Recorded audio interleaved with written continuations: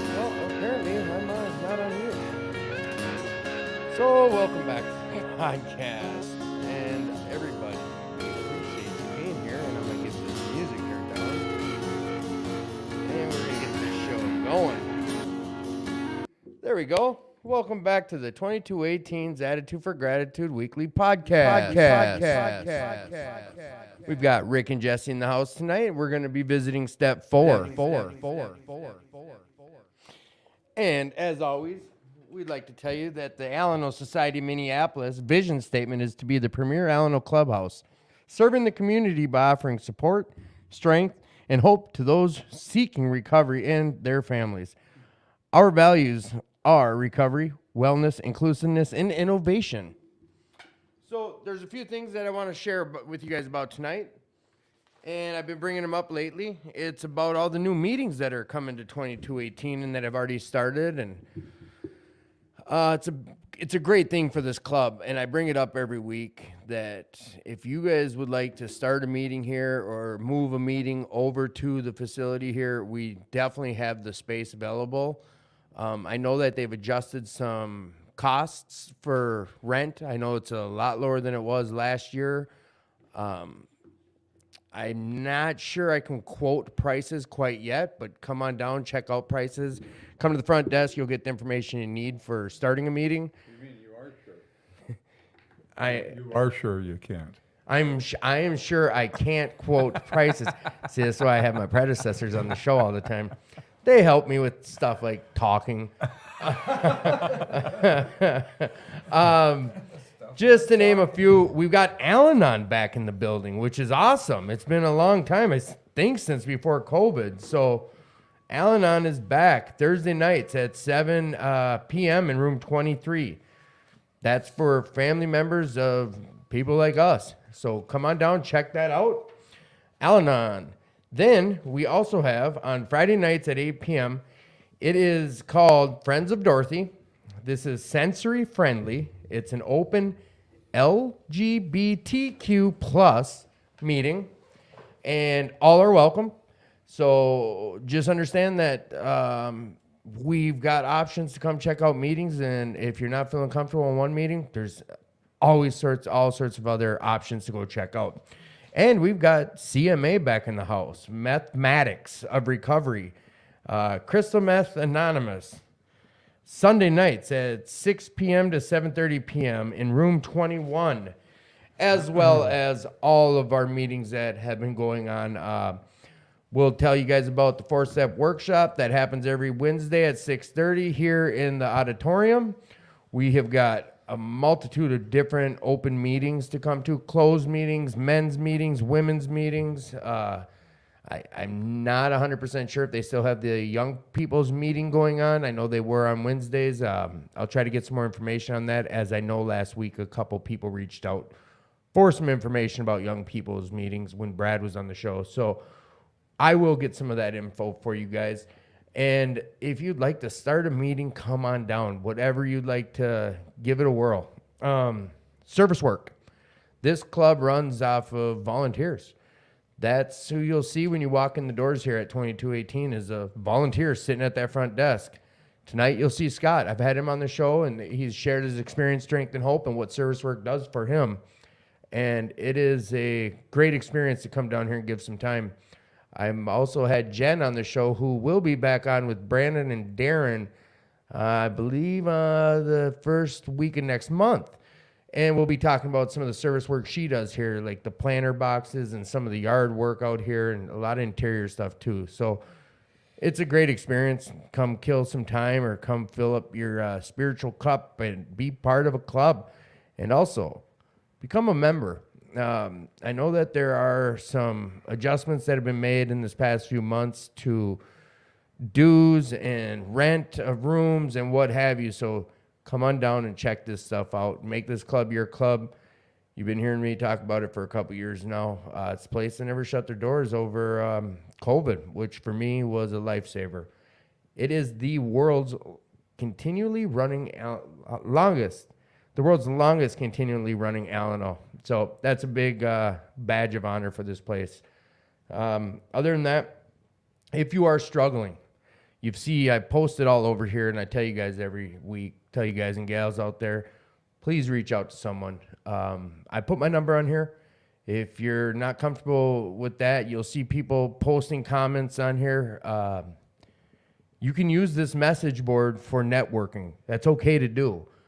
I strongly suggest that if you are going through some stuff and you need some help, or you're looking for a different meeting or whatever the case is, use this message board. You can reach out to me directly, but you're worth it. You're worth the fight. So fight for yourself. And if you are struggling, just do that. Reach out. You're worth the fight, man, or gal, or guy, or uppers, down, whatever the case may be. Join us. So, in the house tonight, we've got our returning superstars, Rick and Jesse of Recovery. Like I was saying earlier, they do run the 4-step workshop, or host it, or put it on for multiple years now. We're going to start the show off talking about that because we are visiting Step 4 tonight. Gentlemen, welcome back. Thanks, Tim. You're welcome. Thanks, Tim. You're welcome. The first one you heard was Rick. Second one was Jesse.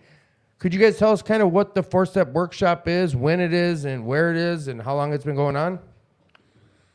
Well, I can tell you a story about why we're doing it. Perfect. Why I am, anyway. I'd love to hear it. And I got this from my friend Bob, who I used to do these with here, Bob Junkins. Okay. He passed a couple years ago, and he was doing he wrote music, and he also played in the Woody Herman band. He was really a talented musician at one time, and he was writing a music score for the Guthrie Theater. And he had the music on, the play was on stage, and he was up in the control room talking to the director, producer-director. Mm-hmm.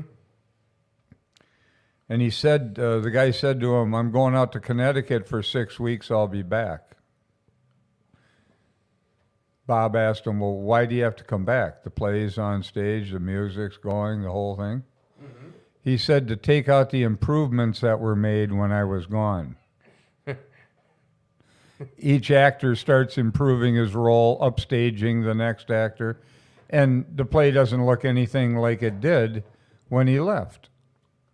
Well, that's an example I used to ask Bob to tell of why we're doing this workshop. To take out the improvements that were made. And this is what's happened. There's all kinds of improvements, and it's well-meaning, no question about it, but it's different. And there's distortions in what the big book is saying. I've been to some of the 4-step workshops around the community many, many years ago. I quit doing it because I felt that it was just going to be a pain if I sat in there and caused trouble, so I didn't. And I really wanted to get back to what the big book was saying, not what all these people were saying. Let's look directly at what it says, not what we say. Okay. That's what's important to me. That's why we read the book through chapter 5 in our workshop. We'll do a little of that tonight, but obviously by time restraints, we can't do a lot of it. But when did you start it? How long ago was the first 4-step? I was doing this back around 1990. We're going on 30 plus years. I started doing this around the community. How this began for me was I had sponsees that I'd get a number of them, and I just couldn't sit with each one individually. And I couldn't read the whole book to them. I just didn't have the time, nor did I really have the interest in it, to be honest with you. You know, the first 3 chapters of the book are our description of the alcoholic. Mm-hmm. You know, they say that right after right at the ABCs, you know, where our description of the alcoholic, that's the first 3 chapters. The chapter to the agnostic is 4. And our personal adventures before and after make clear 3 pertinent ideas. And then they go in step A, step B, and a lead into step 3. But my point of all that is that there's been things that have been taken out of context. The readings have been taken out of context. I'll give you just a simple example, okay? And Bill Wilson did it himself. In the book, in the big book, it says, let me see if I can find it here.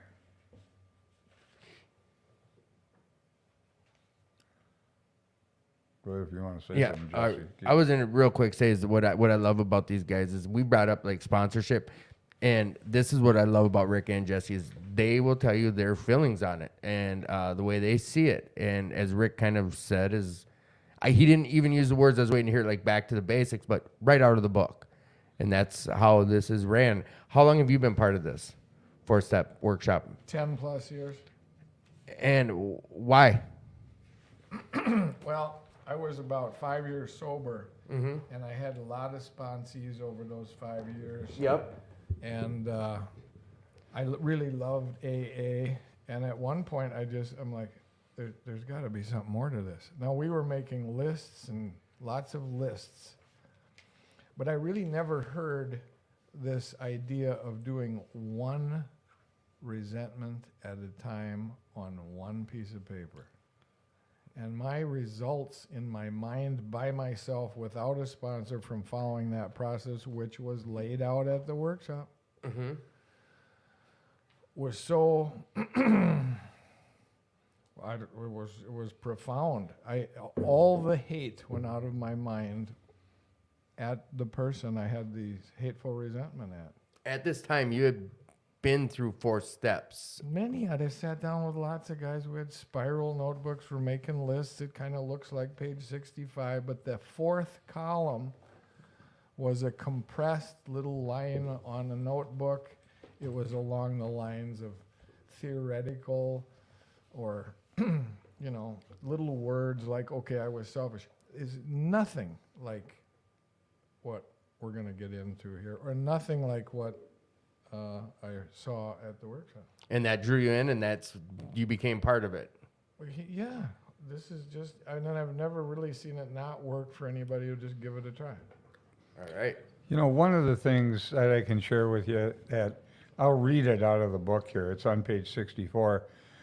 It says, first we searched out the flaws in our makeup which caused our failure. So we're going to look in an inventory at the flaws in my makeup which caused my failure. It says, being convinced that self manifested in various ways was what had defeated us, we considered its common manifestations. Resentment is the number one offender. Now, this is taken out of context, and Bill did it himself in the 12 and 12, okay? He took it out of context. What they're saying here is they were convinced that self, what's self? Rick's will. I want what I want. I want things my way. Self. Okay. Ego. Manifested in various ways was what had defeated us. Not alcohol, not drugs. Self. Self. We considered its common manifestations. Resentment is the number one offender. And then you'll hear people say, resentment's the problem. I did it myself. But that's not what we just read. Let's try this. So a smoke alarm goes off. That's a resentment. It's just screaming in your head. Is the smoke alarm the problem when it's blaring? No, it's the smoke Well, there's a fire somewhere. or the fire, Yeah. Well, that's self. not resentment. No. No. You see, and they'll say, resentment's the number one offender. Right. Resentment's the problem. No, it's not. Resentment is the outcome of living out of self. Ego. Or selfishly. Isn't that what the illustration about the actor who wants to arrange the lights in the ballet and the scenery and all that stuff right after the ABCs? What is the outcome of that actor? He ends up angry. Why? He's not getting what he wants. He's selfish. So self is manifesting.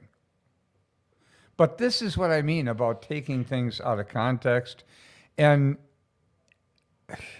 another thing that's kind of interesting, I think, too, is that generally it's looked at as, I'm going to write an inventory.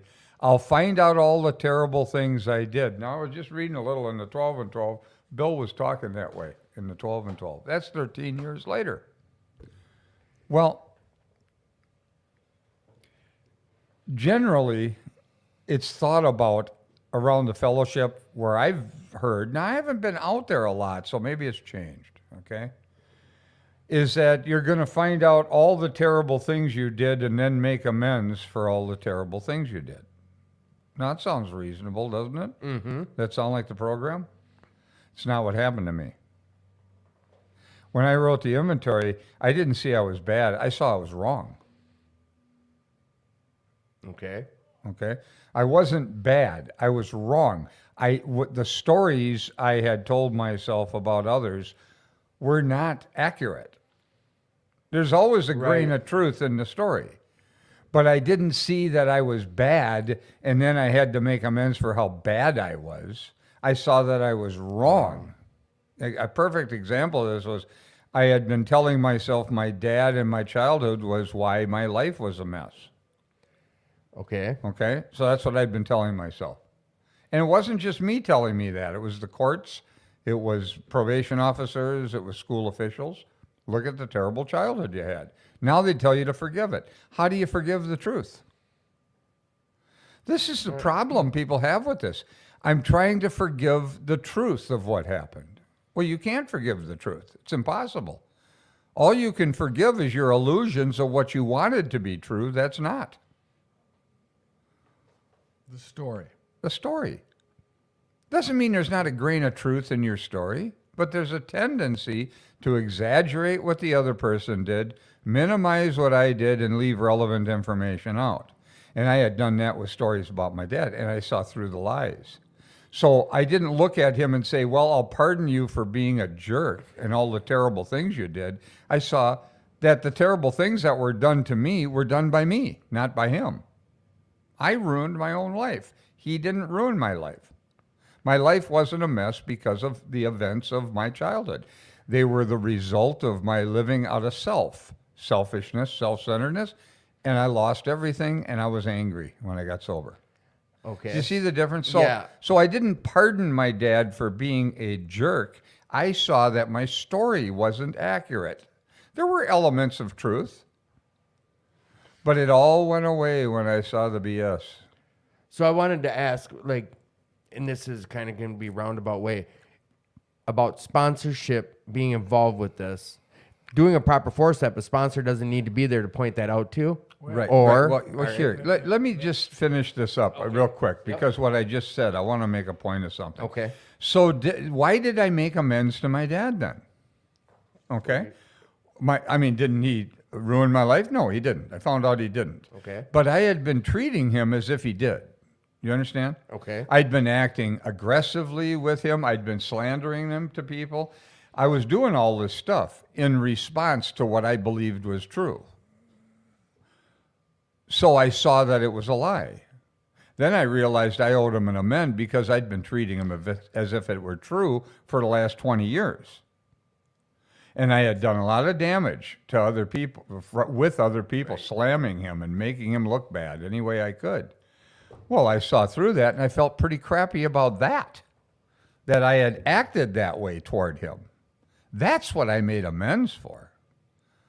I mean, how could I make amends for the truth? Forgive the truth. Oh, he ruined my life. Now I'm going to try and forgive the truth that he ruined my life. Well, you can't forgive that. All you can do is see through the illusions of what I wanted to be true, and then I saw that it wasn't true. Okay. Am I making any sense No, here? it does. It makes sense. So the amends weren't because I thought I was so bad. The amends were out of a sense of decency for him because of the way I'd been acting. I can see where it gets twisted. I can too, and it gets reduced and distorted into something else. My head goes right, well, I feel someone mistreated me growing up. And they may have. Yes, but it's how... But that doesn't mean that's why your life's a mess. Right, okay. And did we gotten... I guess, go ahead. This takes out... If we just have the stories about all the mishaps that others have done throughout my life, it completely takes out any responsibility I have for self manifesting in various ways along the road here. Not looking at that at all until I do. Until you do. This is what I'm getting at is the way Bill wrote this inventory in the big book. Now, I read somewhere, and it wasn't too awfully long ago, I don't remember where it was either, because I've read so many history books on AA, some written by the fellowship, some not, okay? Some by people like the man who took care of Lois. Okay. His name was Hartigan, Francis Hartigan. There's a book called Bill W. by Francis Hartigan. He was Lois's personal, he took care of her. He was, much younger. He wasn't, they weren't Like together. an assistant or when Yeah, she like was- an assistant. Okay. Till she died. And he wrote a book after talking to her about Bill W. and about what was termed as his infidelities and things like that, because there was a woman who got some money out of the big book and some royalty money from Bill. And apparently he had some sort of relationship. Well, I was reading Hartigan's book, and a lot of people jump on the bandwagon and want to crucify Bill over this. But one of the things that Hartigan said in his book is he said that Lois told him that at menopause, which would have been probably 50 some years old at the, somewhere late 40s, early 50s, after menopause, she didn't want sex. Okay. Okay. And Bill and her were going to get divorced at one time. But they stayed together, I think, for the fellowship and because they loved each other. They cared about each other.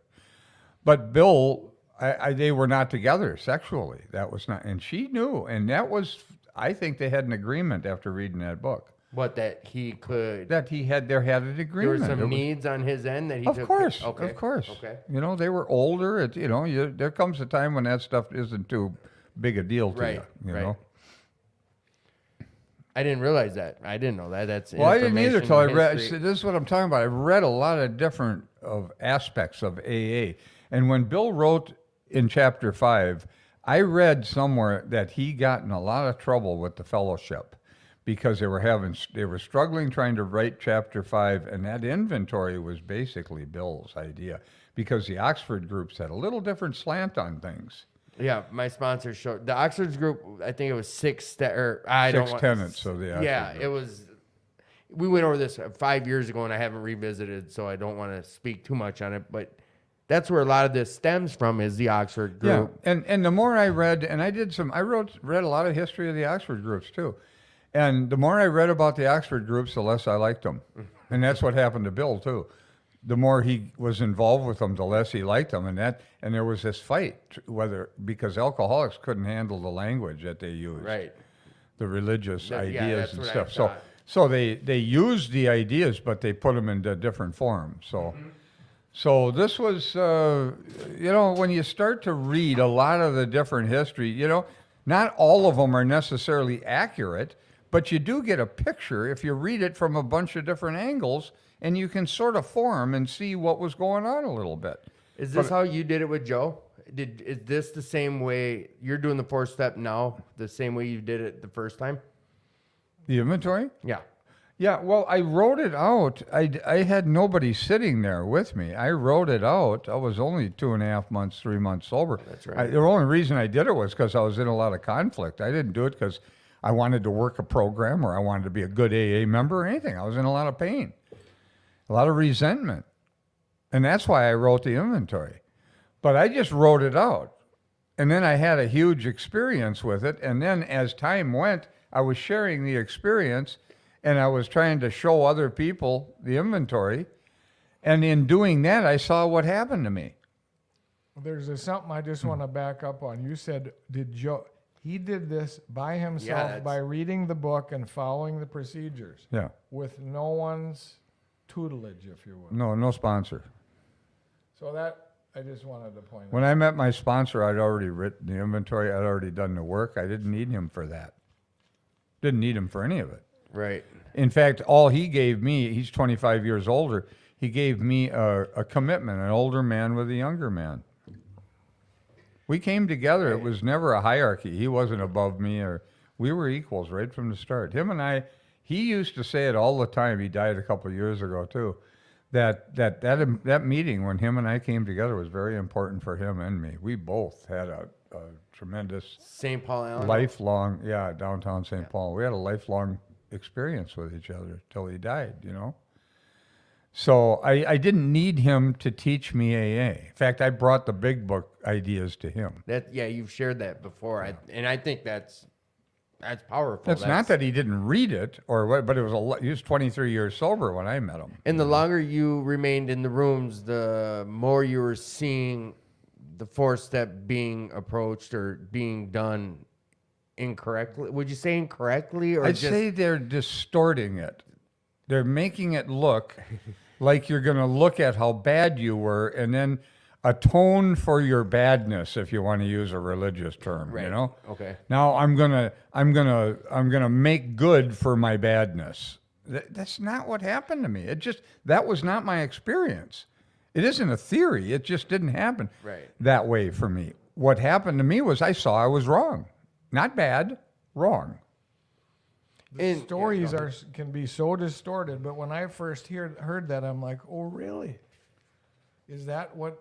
And I'm like, and then eventually some weeks went by and I gave this a try, looking for my mistakes in the story with some help in my mind by myself. So you had asked a question about something about sponsorship and doing the fourth step. Now, I think it's a mistake, personally, to put a sponsor in the middle of this, at least after the first 3 columns on page 65. If you're having trouble writing those first 3 columns, who I'm angry at, what they did to me, and how I was injured, I guess you could have somebody help you. But all that is a story of why I'm angry. It's not a solution, it's the problem.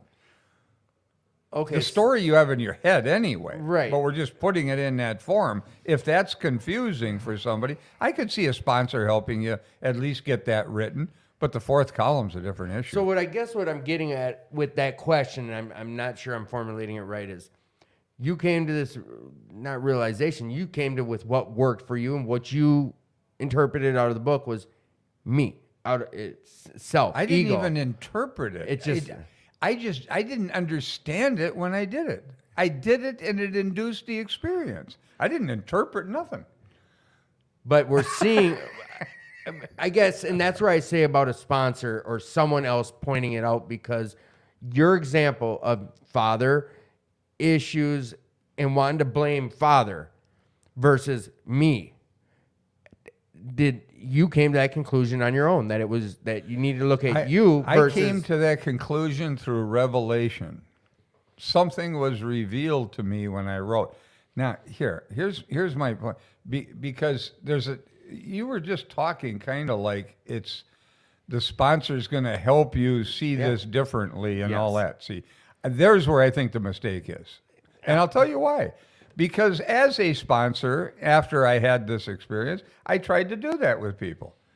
And I'd say to them things like they'd be writing their resentment down, and I'd look at their story they wrote down, and I'd say, well, why don't you look at it this way? Why don't you look at it that way? And I don't think I ever helped anybody. I irritated a lot of people. Why? Because I was telling them they were wrong. Now, how the hell? Look, let's say, Tim, you bring 3 columns to me of a story of something you're angry at. Okay. Okay? You're angry about it, and you have a particular view of it, right? Mm-hmm. Okay? So now all I'm getting from you is your particular view of what occurred. I don't know that it's accurate or it's true at all. There may be elements that are true. There may be other elements that I have no idea what's true and what isn't. Nor do you, or you wouldn't be angry. Right. You just have a perception of it, of what you think. Now, I'm going to sit down with you and then try and jump on the bandwagon and figure out how you should see that differently so you shouldn't be angry. Now, I don't know all the elements of what happened or what led up to it or what happened after. I have no idea about anything or how you showed up or any of that stuff. But a power greater than yourself does, and somewhere in your mind you do. And the reason I say you don't know is because there's a tendency with all of us, and I have seen it as universal. I'll exaggerate what the other guy did. I'll minimize what I did and leave relevant information out of the story when I tell it to somebody else. Well, how the hell is somebody else then going to deal with that? First of all, they don't know all the particulars. Right. There's an arrogance here as a sponsor thinking he can do that. It's playing God again. That's really what it is. This process is about bringing God into the picture and asking him to reveal something to me. That's actually in the process. So as a sponsor, I could sit down, read this, get a little start on these first 3 columns, and then just read the next couple pages with the person, share some experiences, and then let them go by themselves and try the experience. Try the 4th column, which is in the middle of a couple pages later. Okay, and I think there's that confusion of, no, there isn't. I can see where coming to that conclusion of itself, that I need to realize itself here, my part. I don't like saying it that way. Where I showed up in this, and that it was, I like the story you used, and that's where I was, for someone to point that out, where instead of me in my head thinking it's his fault the whole way, that's where I was. Well, what if I leaning start towards, telling you you're wrong? What if I start to, all you're going to do is defend Yeah, yourself. right? And then I'm going to be pointing a finger at you. Yeah, you just get pissed off at me. And I used to do this, and I realized one day that it wasn't helpful. It's not good or bad. It just wasn't helpful. That's all. It didn't work. Well, and I love your guys' view on sponsorship too. How that's gotten kind of. That's why I was trying to bring that into this too. But here nor there. Or here and there. Here and there. With your experience of what you shared and how it worked for you, and then you've just transferred that to the club here doing the workshop. And I've only heard good about the 4-step workshop. I visited once or twice, but I've never been through the whole process with you guys, which I should, being that I kind of have a show on here and we talk about it and I advertise it weekly. But that's Is that a commitment that I just heard? Would I dare do that? Or would you care to do that on the air? You guys are pitting me like I pit you.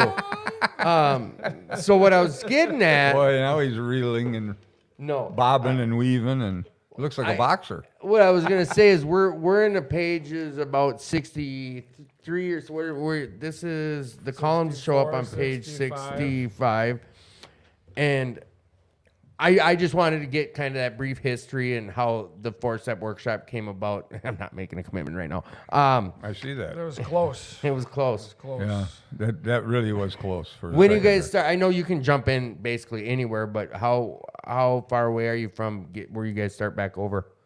We just started in. We're not far at all. We're just a page or two. Okay. And when you do the It certainly comes this next Wednesday at 6:30. I mean, it wouldn't be too on air. Here you go. At 6:30 on Wednesdays, you can see me down at the 2218's Alano Club because I'll be at the 4-step workshop. There's my commitment. I'll be here Wednesdays. I'll be there. Now, would that commitment continue for the next? It'll continue till I'm done doing a 4-step again. Okay. It will. Perfect. I don't have any commitments on Wednesdays, and now my Now commitment you is do. here. Now you do. Yeah. How do you like that, people? So hey, That's done. sorry, but I have plans on Wednesday. Sorry about that. Not you guys, but the person inquiring. So yeah, let's get into this 4-step. Where do we? I mean, I know we don't have the time to go through what you guys go through on a Wednesday, but let's kind of do the synopsis and how do we want to approach talking about this some more. Well, the first idea that's really key is that you have to be honest with yourself. Okay? Those who do not recover are people who cannot. I'm reading on page 58. A few sentences down. Those who do not recover are people who cannot or will not completely give themselves to this simple program. And who would they be? Usually, men and women who are constitutionally incapable of being honest with themselves. Right? Is that what it says? Yeah. word for word. Yeah, it without doesn't say your book honest open. with other people. It says honest with herself. With self. Okay, what's the difference? Well, I found I can be very honest with others and very dishonest with myself. I didn't know that. Because of the stories we have, the stories we tell ourselves. Yeah, yeah. And what I want to be true, not what is true. Mm-hmm. I've always repeated a story you've told on here about the money on the dresser. Yeah, That- that I the found story- in the drawer. Yeah, that our story, we can have a story in our head that we know is true. Yeah, I thought the guy stole from me. I thought he ripped me off. Then I found it later. Yeah. I think hid that's it when I was drunk. Yeah, it's a great example of kind of what we're talking about. Well, we're talking about self-deception. We're not yeah, talking. you're right. We're not talking about cash register honesty, whether you steal or lie or cheat. Okay, that's. I know guys make a big deal out of that, and then you become rigid. You become a big ass because you stop stealing and you stop lying. Then you hammer on everybody else who's stealing and lying, and you can't. You have no compassion. No, you're just rigid. People go through that. I understand that when they're new. But anyway, we're talking about self-deception, how dishonest I am with myself. Mm-hmm. Now you could say, well, I don't have self-deception. And I would say, how do you know? How would you know you don't have self-deception? Isn't self-deception the guy who's got it doesn't know it? By definition? Yeah. Well, so you can't know you don't have any. I can't sit here today and say definitively that I don't have any self-deception. A real easy way to see this is, have you ever been wrong when you were sure you were right? I don't care what it is. Have you ever been wrong when you were sure you were right about something? Mm-hmm. Well, if you've had an experience like that, if you can be that honest with yourself. Now, this wasn't easy for me because I really thought I was right all the time when I came into AA. So this, you can be really in a delusional state for some time, even sober. But if you have been wrong about anything, some statistic, something that you thought you knew or you heard somewhere and you spewed it out and you find out later you're wrong. Well, then how many things could I be wrong about right now and I haven't found out yet? Opens the door. Yeah, it's a reasonable way to consider this, okay? Maybe I could not, and I hear this rigidity. Guys will say, well, I'm wrong about everything. It's just nonsense. No. To talk like that. It's a totality, This all or nothing thinking has been ruinous in my mind at different times. I had a girlfriend 20 years ago pull me up on this stuff because I was using terms like always and never. You always do that, or you never do this. Oh, she says, I don't always do it. I mean, she pulled me up on it, and I got to tell you, that altered me. That really, she helped me tremendously. And I was sober a while at that time. Those are strong words, always and never. Yeah, I quit doing that to whatever degree I can. Sometimes I'll catch myself, or maybe I do it and I don't catch myself. But I really am quite adamant about not doing that because it's not, they don't talk that way in the big book either because it's not accurate, first of all. So these harsh statements like that, are trouble. Here's one that just crossed my mind. When I first got sober, I would tell people that I was a really good welder. I had welded to make a living. Okay. I have lots and lots of hours welding. You know how I'd say it today? I'd say that in some situations I can do a really good job of wire feed welding in some situations. I can do a good job of stick welding in some situations, but nothing near what a professional welder can do. I know really good welders, and I can't weld as good as they can. Okay. It makes sense. It makes sense. So that's a It's distortion. taking a look at self here. Yeah, self. Well, it's being honest with yourself about what's really true. How do I present things? I try and present a certain facade to other people, I want them to think I'm really good looking or smart or some damn thing, and I may never be either of those things. But I want to portray that view in other people's minds. It's just an ego thing. And you can actually buy a ticket to your own show and believe you are, you know? Well, and there's situations here where I feel this is where my head, for some reason, wants to go to a sponsor. I don't know why, but trying to figure out where I'm wrong. All right, let's get to a point. I think that might be a mistake too. It should be Yeah. I've changed this over this last few years. Now, here's the thing that happened to me with my dad, and it was so profound that I never recovered from it totally. Okay. Was what I used to try and think I had to figure everything out. I had to figure out what God was. I had to figure all this stuff out. What happened to me was something got revealed, and it altered how I viewed things. It didn't mean I necessarily figured anything out. I just saw it wasn't true. I just sidestepped the figuring completely. It was just shown to me with quite clarity that I was wrong. Not that I figured out why I was wrong. You I was skipped just through that and got the answer. Yeah. Right? Oh yeah, I went right to the gold with it. I think I need to get to it. All right, I'm willing to say, all right, I gotta know, I figure out if I'm right or I'm wrong here. Am I being honest or self-deception? And if a guy can't figure it out or can't come to that conclusion on his own, pray about it.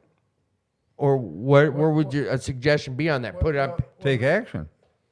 This process is a process of prayer and writing. Okay. Is not needed to figure. You don't even have to think of it as prayer. No, you don't.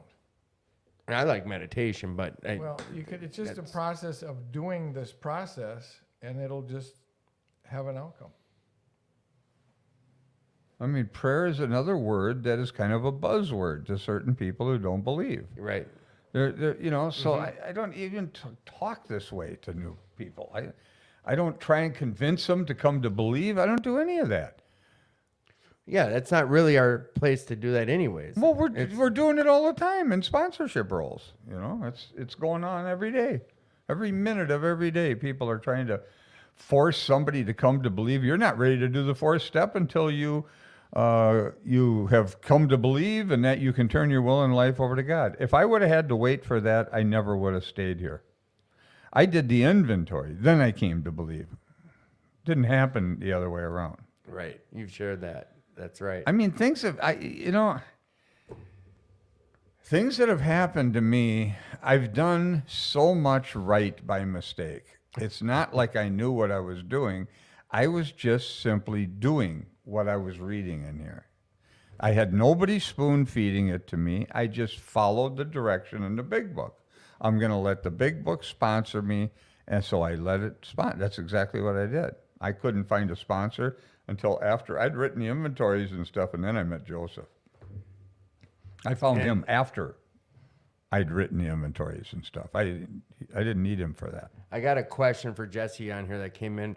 First, I want to read. Jalissa wrote, codependency on a sponsor is a real thing. It becomes people-pleasing and such. Writing is so powerful, and reading out the words after. Right. Do this. Give it a shot at least. Jesse, we had a question. Rick shared about how he went through his four-step. You started to share a little bit about it. What was your experience with you doing your four steps? You said you did multiple ones, but then you came... Walk us through your four-step experience again. If I know you kind of did, but doing it the way you were doing it and then coming into seeing how Rick was doing it. Okay, so there was years that went by, and there were spiral notebooks, and we were copying, and I was largely listening to what I heard in the fellowship. Mm-hmm. Mm-hmm. So there's all kinds of sponsor involvement and all that, and all the things. Did you have a sponsor at the time when you were doing that?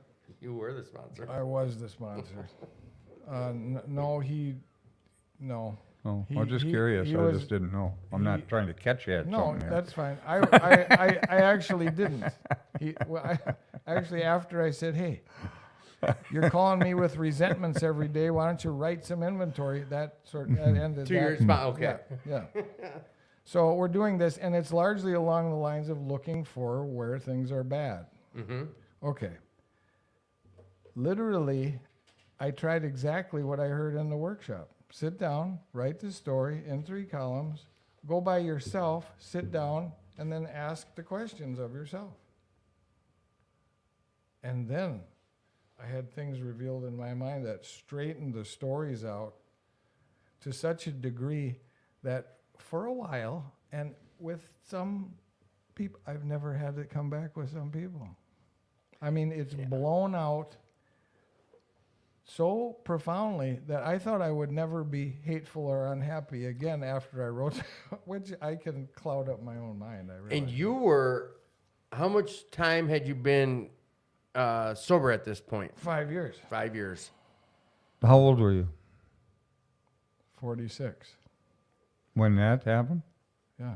Okay. Well, let's see. I'm just over 5 years, and I'm going into the 4-step workshop on Wednesday at the age of 43. Let's give it a shot. Well, I just, and then I ran around with worksheets for years and like, wow, check this out, give this a try, and no, not with me. Just you go give it a try. I'll help you get started. Nope, just then go away by yourself and see what happens. See, what we're running into, I think, in the fellowship, and I think it's changing. I think it's changed a bit, you know. But what we used to run into all the time was the sponsor's idea what the 4-step was, and then he'd feed it to that guy, and then that guy would feed that stuff to. They weren't necessary. They'd read the book maybe, but they were interpreting what was fed to them, not what was necessarily In saying. a way, I see that like that telephone game. You tell me something, I tell Jesse that, and Jesse retells you, and it comes back to you. Yeah. But they'll tell you they're reading the book. I'm telling you, they'll open the book, and they'll read it, and I'll look at it. Now, this has happened to me a lot in my life since I've been sober. It's not just with this book. It's also happened with something called A Course in Miracles. I'd hear people talking about it, and I've been involved with that one for 35 years, 34 years. And I'd be reading in groups with people and stuff, and then I'd hear people's interpretations. I'd hear people who were nationally speaking about it, and I'd be reading the book, and I'd say, it's not what I'm reading. For some reason, I don't know why, I really don't understand this, but I've had an ability to hear it, to really hear it. What you read or when people speak? Both. What I'm reading, it's just like that sentence that I read you about resentment as the number one offender. Yep. I could hear that somehow. I don't know why I could hear it. But other people will read that and say resentment's the problem. Right. And I heard it that self was the problem. Now, why could I hear that? I don't know. I don't even care. It's not like I'm smarter or something. It's just I could hear somehow. I don't know if it was just the beating that I took or I was older, 35 years old, when I walked in, so I wasn't a kid. Do you look at it as a right or wrong? I believe what they meant was when you, let's use the Course in Miracles situation you just used, you hear someone interpret, Jesse says, I read A, B, blah, blah, blah, blah, blah, and you say, well, wait, I didn't see that. Do you look at that as you're wrong? A right and wrong? Well, I'll tell you how I view some of this stuff is I look at it from the whole perspective of what the page might be saying, not just a little snippet. Okay. As soon as you just look at, like, you'd say, well, resentment's the number one offender, okay? Then they go on and talk about resentment being a real problem. Right. Well, it is a real problem, but it's manifesting out of self, and self is really what the problem is, and the resentment's a manifestation of it. That's different, Okay. okay? But if you pull it out of the context of it, then it looks kind of like resentment's the problem. I'm looking, I don't know, it's kind of weird. I'm not sure why I See that hear out what of I hear. context. That's welcome to the news. You get a blip of it. You're right. I see what you're saying. Let's read the whole thing. But that was a good example you used earlier. The 2 cents is how that gets so misconstrued over time, or just me reading it. I probably have read it that way. I'll read you another sentence just out of my head. Selfishness, self-centeredness, that we think is the root of our troubles. Okay? I've known people who've read the big book for years, and they don't understand that selfishness is the problem. That's what you just read. We think that's the root of all our I problems. know, but there's a tendency when you come across those sentences, especially if you think that if you're selfish, you're bad. I don't want to be bad, so I just won't acknowledge it, or I won't hear it. It's like your mind will block things that you really, especially if you have an interpretation of it as bad. Now, that's not, when I looked selfish up, for example, in the dictionary, it didn't say good or bad. I'll read it. I'll give it to you. It comes out of Webster's Collegiate Dictionary. Concerned excessively or exclusively with oneself. Seeking or concentrating on one's own advantage, pleasure, or well-being without concern for others. Listen up. So now you think, well, that says I'm bad. But it didn't say that you're bad. It said, if you're concerned excessively or exclusively with yourself, how could you consider other people? You can't. You're so wrapped up in your addiction, for example. Does that mean you didn't love your children when you didn't pay the house payment and you lost the house, and or you didn't get them enough food and stuff as much as they probably should have had? They stayed alive, they died. They didn't die. But does that mean I don't care about my kids or love them? Of course not, you see. So it doesn't mean I'm good. It just, I'm looking for an advantage. I want some pleasure. I want some well-being. And in achieving that, I'm so wrapped into my desires, I don't consider other people. That does not say you're good or bad in my mind. It means I'm selfish. Selfish, yeah. Yeah.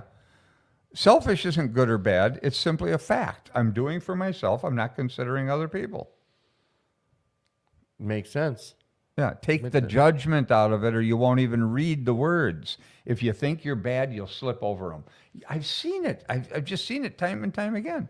I've read those sentences hundreds of times. Guys will come into our workshop, I mean, with some sobriety, One guy, Charlie, came in here, and he'd been in and out of the program for years. He's been around the program as long as I have. And he says, I never heard that. Why didn't he ever hear that? He's probably read it how many times or Well, heard it. who knows? I have no idea. I can't answer any of that. All I know is that for some reason, I could hear this stuff. Now, maybe it was because I was older. I really don't need to figure it out. But I could. That's all I know, is I could hear things. I was lucky, I guess, or fortunate, or I got beat up bad enough. It's not that I'm educated, because I had about a third grade education when I came in here. So it has nothing to do with education either. No, I like that. I pointing that this is the reason we do this. It's showing another, hopefully it's shedding light on some things that the light wasn't shed on before for some people, or pointing out some things that haven't been pointed out before. Because I know the first sentences we visited, we went over that before, though. I've heard us talk about this. It's a side story. It was 5 years ago. I've shared this before. 5 years ago, when I was doing my 4-step with my sponsor, was the first time I heard Rick, or saw Rick, or met Rick. It was at New Hope, Alano, and you shared, and it was about the 4-step. And boy, I chewed his ear off, and I think 10 people were bugging you, and I think you just said, that's too much. Because I had all these papers and documents, and you're like, no, and I did probably in one ear, out the other. I would have sat with you if you could have waited until some other people. Yeah, no, and I was Mr. But here, I want to give you I'm going to give you another example of what I'm getting at here, because here's another one. Now, I'll tell you, you talk about intelligence. You think you need to be intelligent for this one? I'm doing a workshop down in New Orleans. This is years ago now, probably 10 years ago. And I'm in the sex inventory, see? And here's a sentence that comes in the conduct inventory around sex. It says, what page are you on? I'm on page 69. Okay. Oh. Where it says we reviewed our own conduct over the years past. Now, here's another thing that gets distorted. This is a conduct inventory. It's not a sex inventory, okay? And I'll read you, what is it? We reviewed our own conduct over the years past. Where had we been selfish, dishonest, or inconsiderate in our conduct? Where were we that way in our conduct around relationships that were sexual?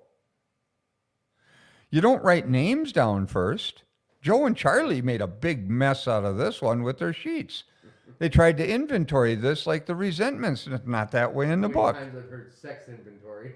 Oh, I know. Heard it so many times. I know. Well, So it says, whom had we hurt then? You wouldn't know who you hurt if you didn't write your conduct down first and reviewed your conduct. How would you know if you hurt somebody? Unless you think you hurt everybody you had sex with. That's a little arrogant, to think you're that damn important. But then this next sentence is the one I wanted to get at. Did we unjustifiably arouse jealousy, suspicion, or bitterness? Now, I'm sitting in a workshop, and there's 4 lawyers, at least, in the crowd. Okay? Every one of those lawyers had a problem with that sentence. You know what they said? Well, what would justifiably mean? Because he wrote, did we unjustifiably arouse jealousy, suspicion, or bitterness? So what would justifiably mean? This is what the lawyer did with this. Big brain bullshit. They're full of crap on this one. Okay, so here's the point. They missed the point entirely. There are people who are jealous, suspicious, and bitter long before I came along. Okay?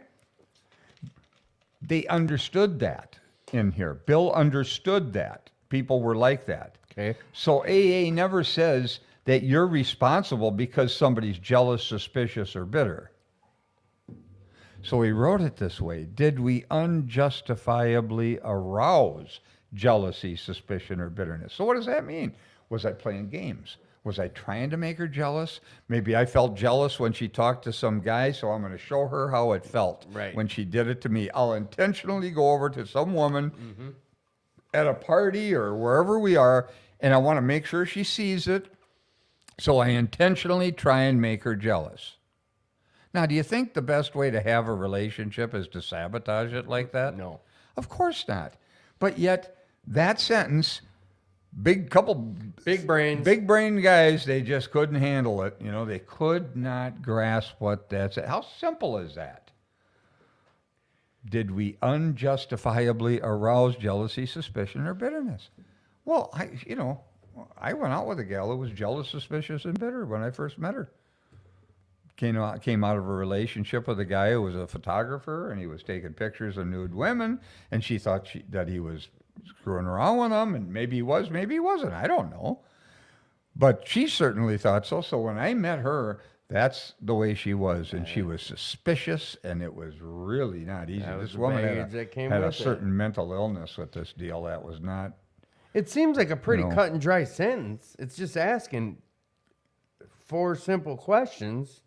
Well, I don't know about simple, but... Yeah, but did I unjustifiably arouse it? That word, the way he worded it, threw them all off. Again, why could I hear that? I don't know. And then where were we at fault? Yeah, what should we have done instead is a good one. But it's just things like that. And then it looks like a sex inventory. Right. There's a guy in the fellowship been around a long time. I know him well. And every time he gets into this, he's taught this stuff to people. He gets into, how many times he masturbated and what. Oh, for God's sakes, it has nothing to do with that. It's a conduct inventory around relationships that were sexual. But, 4-step workshop, 6:30s. Wednesdays here at the club down in the auditorium. You just show up or not, and they go over all this. I've only heard nothing but great about it, and it's what you hear them sharing about here tonight. So any questions, you keep them coming, post them on here. We'll address them as they go. Have you gotten any? Yeah, I've kind of been addressing them as we go, trying to interpret them. And hey, if you didn't read the scroller on the bottom, if you're not comfortable posting them on here, my number's on here. Feel free to use that, and you can message me directly, and I'll ask them whatever questions you have. Interactive show, boys and girls. Let's interact. We are going through step 4 with Rick and Jesse, who...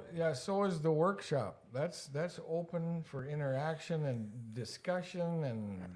It's not us talking at you. Right. Let's get that. Yeah. I guess we haven't really I don't know how much there is to dive into that, but dive into what it is. What does it look? What does an experience look like there for a visit to the 4-step workshop? We're going to read the book. We're going to read the book and stop and talk about Kind it. of like what we do on the show here. Well, it's what I just did. I just read a few. Now, that's where the basic inventory on conduct is. I read you the basic inventory on conduct. You finished it when you read the rest of it. That's basically the inventory on conduct around relationships that are sexual. All right. And we read the book and then talk about it so that you know that I, in particular, am not just making something up. I just read it to you. If I'm wrong about what it said, then tell me. And I have had people tell me things over the years, and I've changed because of it, While going through a 5th step with your sponsor, someone you trust, has it ever been pointed out to either of you? Well, for you, this wouldn't apply as much. Has it been pointed out to either of you to maybe try going at it a different way while doing the 4th step? While doing the 4th step? Yeah. In the 5th step, I think you should interact with the guy that you're hearing the 5th step of. Because this is where we sit with the sponsor and go over all this. Right. But not in the 4th column. Here, I'll tell you why I think it's a problem in the 4th column. Maybe this will help, okay? It'll always drop into psychology. Sponsor being psychologist? Of course. Yeah, I went through that. Like, for example, okay, here, I'm just going to go real quickly over, you got the first 3 columns on 65. I'm resentful at, okay, let's say Mr. Brown. The cause, his attention to my wife. That's why I'm angry. How would that affect me? That would affect my sex relations, right? His wife. Self-esteem, right? How he views himself. Fear. He's afraid of what? Losing his wife. That's the story of why he's angry, okay? Then, when you get over on page 66, it basically just says at the bottom of the page, we were prepared to look at it from an entirely different angle. But this is huge. This is the first time I had ever heard the notion that I could take one story at a time, not some broad sweeping look at badness. So you were, in the past, what you were doing was you were putting your 4th column all in one sheet. Right over here beside the 3rd column, really not hearing what Rick's talking about in it. And especially the notion that you could just take one story. Go across the columns. Column 1, column 2, column 3, and then go through the process that we're talking about right now and do column 4 for that story. This is infinitely important.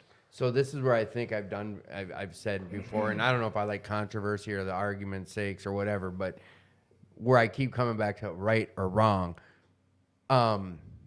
So people that are listening that have been through the 4th step and are doing it the way you've done it prior to this 4-step workshop, the suggestion to them would basically be test drive it yourself without anybody else involved. You can test drive it and see what happens. So what's the process here? Okay, because I want to answer whoever's question that was. I want to make a point of something here. Okay, so then now you've got your story written in 3 columns of why you're angry.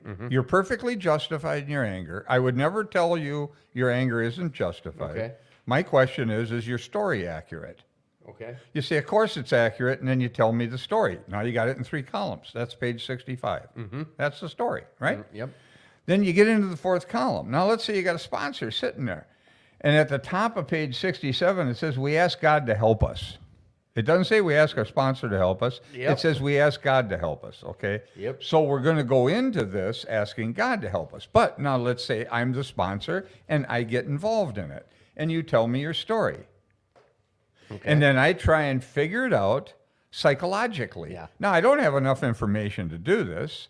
I'm arrogant if I try and do this because I hate to say it, but that's what it is. Yeah. Because I don't know all the facts. I don't know all the particulars. I don't know what. There. I wasn't Yeah, there. I mean, I can't possibly do this. But when I've tried, what has happened is it dropped into psychology and we tried to figure it out. Now, if you've been molested and beaten and all kinds of other stuff that are outrageous, and people have, Yeah. I have no idea how you're going to get over that. And I don't pretend that I know, but I think God can help you. Okay? I think you're beyond human aid on that stuff. You heard what he said. Okay? So here's my point then. Then you go into it and it says, after you ask God to help you, it says, I'm skipping down to the middle of the page, 67, referring to our list again. Putting out of our minds the wrongs others had done, we resolutely looked for our own mistakes. You have to put out of your mind what the other guy did. Now, you just put in your mind by writing the first 3 columns, okay? So now you're going to put out of your mind the wrongs others did. So turn the sheet over, and now you got a clean slate on the back. And it's just Okay, now we're just going to look. We just put out of our mind the wrongs they did, and now I'm going to look for where I made mistakes. Not where I was bad. Where did I make mistakes? Like in the movie business. Take 1, take 2, take 20. It didn't work out. We got it wrong, okay? Mistakes, okay? Then I ask myself, where had I been selfish? And see what comes into your mind. I started to get thoughts that changed how I viewed what I believed. It was revealed to me. It wasn't psychological per se. If somebody was sitting across from you and said, hey, what about this? Look at this. Look at what you did here. You're going to defend yourself, okay? When you're doing this in the privacy of your own mind, you can handle it when something outrageous gets revealed. And I don't know what it's going to be if you were molested or beaten or whatever. I have no idea. I can't speak to that. It didn't happen to me. It's not my experience, okay? But I have talked to some women. I was just at a workshop. We did a retreat down south here, and the woman talked about getting over a rape through this process. She saw something. I'm not going to get into what it was. I don't want to get it, not my story to tell. Right. That's her story. But she got over it through this, and she realized that she had set some things up that led into that. He's not saying that she said she was at fault, but she saw things that occurred. Yeah, I hear exactly what you're saying. So I don't know. However it came into her mind and altered her, it changed her view of the situation, okay? Okay. That's a revelation. That's not a sponsor sitting there. If we could figure this crap out, I'd hang a shingle out front here and I'd be charging a lot of money for this stuff, okay?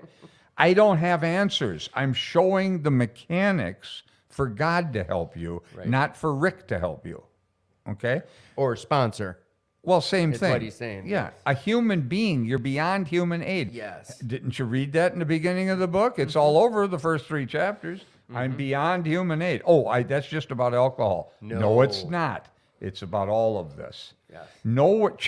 Chuck Chamberlain used to say, nowhere in this book does it say you're going to be able to run your own life.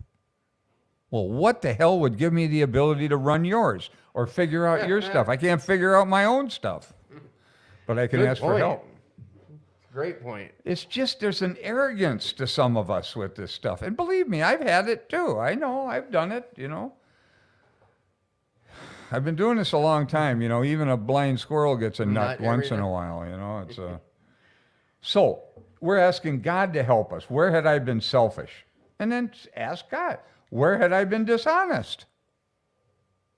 Where had I been self-seeking and frightened? Now he says, though a situation had not been entirely our fault, okay, we're going to give you that much. The situation is not entirely your fault, right? But what's he say next? We tried to disregard the other person involved entirely. Though a situation had not been entirely our fault, we tried to disregard the other person involved entirely. So twice in this paragraph he said, put out of your mind the wrongs others had done and disregard the other person involved entirely. Now, if you are doing that, it's not your part. You're not looking for a part of anything. I'm glad you said that because this next small sentence, that was going to be my Look, keep going. Look. If you're looking for your part, you haven't put out of your mind the wrongs others had done. Can you hear it that Explain way? it. No, explain that even deeper. What? If you're looking for a part of something, then somebody else has a part. Okay, I see. Good enough. But if I put out of my mind the wrongs others had done, there's no parts part. involved. Yeah. No. Okay. I just stop looking at them.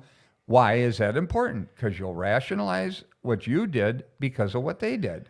I need You to hear that more have to often. stop doing that. And that's why he said it twice. Put out of your mind the wrongs others had done and disregard the other person involved entirely. He doesn't say disregard only some stuff. He says entirely. So that guy's gone. He's a goner. There's no part. Just my mistakes. What led up to, even if it's just an event, how did I show up to what led up to the event? What was going on in my life? What was I doing? That's some of the stuff that gal saw in her experience. It was quite. I can imagine powerful. Oh yeah. Well, and then you're saying she was able to, when she worked through it this way, she was able to get over it to an extent and live her life. Well, whatever. not to even to an extent. No, she got over She it. got over it. Yeah. You could hear it in her voice. It's as not she there. Described her revelation. There was no To whatever degree you can describe a revelation, but you there know. was no hate. There was no anger. It's in gone. So say what it is. She got over it, It's gone. and it's not hindering When it's her gone, life it's today. gone. Yeah. There's no. It doesn't reoccur. Reference. It's you take responsibility for however that's going to look. And that's scary when we're talking about that topic to I know. hear. You know where I'm going with that. It's so the next sentence where it says where were we to blame? And this is where I can say I know I'm not guilty, but I've done it and I've heard it time and time again. What was your part? Yeah. Where was well, I to blame yes. in showing up? However I showed up. Was I Yes. to blame in showing? It doesn't say what was your part. No. The inventory was ours, not the other man's. Okay, he's gone. He's a goner. It's my inventory. When we saw our faults, we listed them. We write them down. Where was I selfish? Where was I dishonest? And then write where you were. We admitted our wrongs honestly, and we're willing to set these matters straight. With my dad, what I saw with that was that I had been treating him for 25 years as if he ruined my life. He didn't ruin my life. I saw my mistakes. I saw and was willing and admitted my mistakes. So I immediately became willing to make amends to him. It was easy to make that amend. It's impossible otherwise. If you're trying to make amends for something you haven't let go of yet, forget it. That's just manipulation. I think that was good for. You explained it right away at the beginning, but this was a great full circle. Someone just said thank you. This was a great full circle coming back to the story with your dad after we just visited everything we visited about. No, this isn't. So it's not someone's part. This is, we take everyone else out of this. You take your dad out of this. I'll give you an example of something. Now, I was reading or listening to a video early on in my journey here, and a guy was talking about forgiveness, okay? And he was talking about translations. He went to the extreme of learning the language Jesus spoke in. Okay. Now, this guy went to some extreme on this, man. He wanted to see what he was really talking about, okay? The problem with translations, and he spoke in Aramaic, Okay. and it was translated to the Greek, what was handed down to us, apparently. I'm just reporting what he said. I didn't investigate all this, Okay. I'm just telling you what he said, and it makes some sense because there are problems with words translating. For example, home or house does not equate to casa in Spanish exactly. There are different inferences and things. Right. So, and their language is different. So when we're you going know? from Aramaic to, we've had this So conversation, now, but I'm glad you're. okay. So now, from Aramaic, in Aramaic, the word forgive meant to change your mind. Okay. Okay? When they translated it to Greek, apparently the Greek didn't have a word for that exactly to correspond with it, and it came out to pardon. To pardon someone for doing something means you're right. To change your mind is what the big book brings about, the same thing. Okay. It's a change. It's a spiritual change. It's a shift in consciousness, in awareness, in something. Something comes in and interrupts the way you thought about it, you know?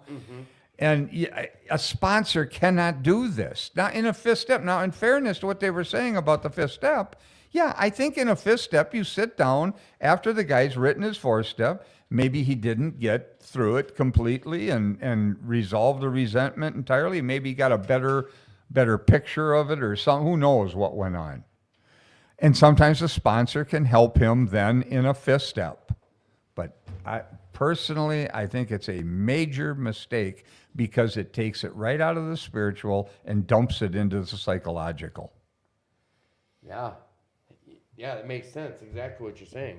That's all I'm saying. And that's what I'm trying to get across in these workshops. You're wrapped around it. Yeah, No, up all here. sorts of. There you go. Now you're good. There we go. Huh? Yeah. Got to be smarter than the tools you're Now I can working be with. lazy and sit back. Yeah. All right, there we go. Good. No, this is good. Like I said, I know someone thanked us for, and it was, and I was on the same page. It was saying full circle. We went over everything, talking about remove everything else, and it's just me. That's why I can't help somebody in the process of forgiving something.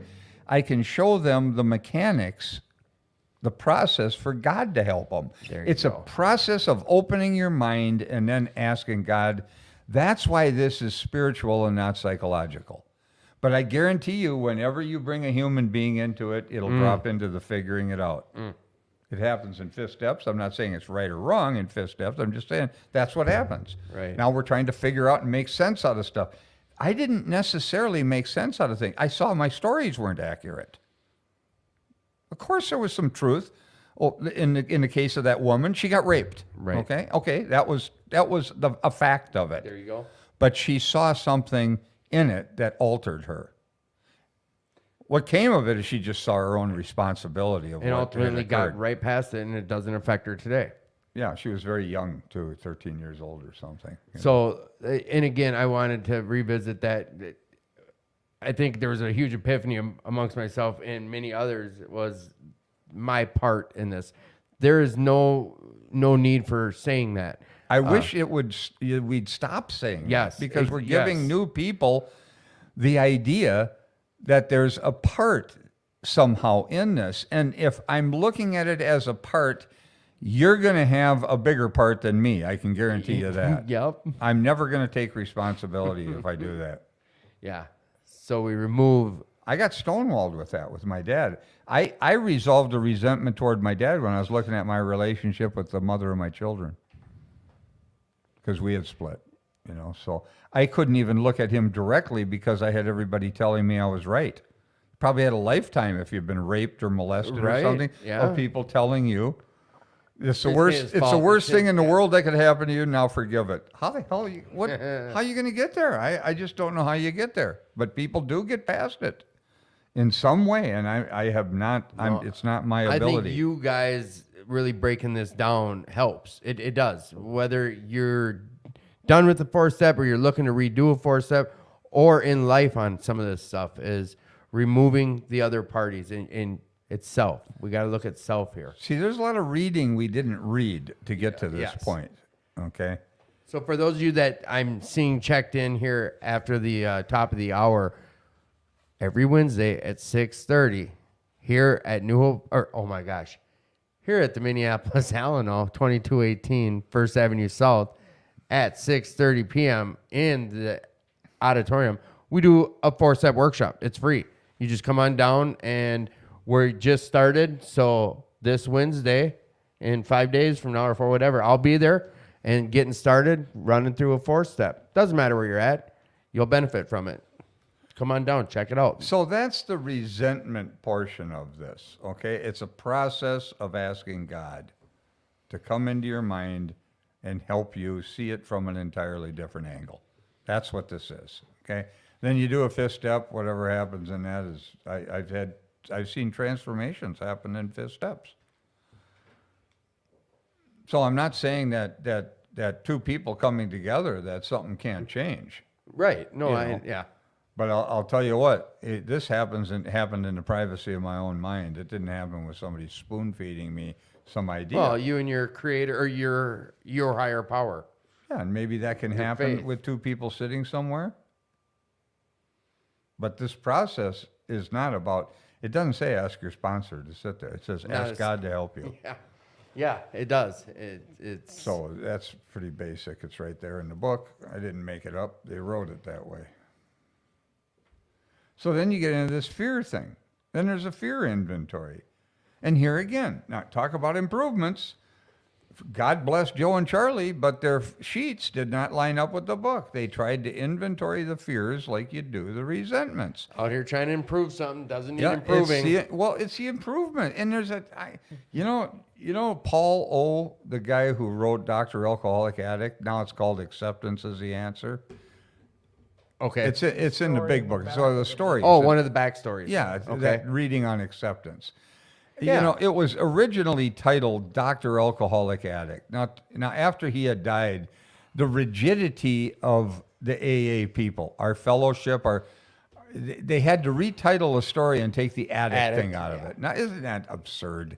But that, you know, there's a rigidity at all levels here. Well, there's something man, going you on know? right now at the world level. We're changing some words and Oh, I know. I know. there's some stuff going on. Talk to your GSRs. Make sure they're bringing back the proper information to your squads, people. Yeah. So there's some craziness going on around our program. Yeah. They want to start changing things in Yes. the book. They'll Yeah. change pronouns and all kinds of things, and that's really unfortunate. Yeah, there's but, all sorts of crazy stuff going on around here. but Dr. Paul O., who wrote that story, he made up his own 4-step pamphlet. I was surprised when I saw it. I saw it years ago. I've got a copy of it somewhere at home. A 4-step pamphlet. One Yeah. of our And it doesn't resemble anything like the big book. It's his own ideas, his own stuff, and he used that in sponsorship stuff, see? So now you've distorted it. Now you've taken it. Now, I don't know if he asked them to do this first or what. I have no idea. I don't have that information.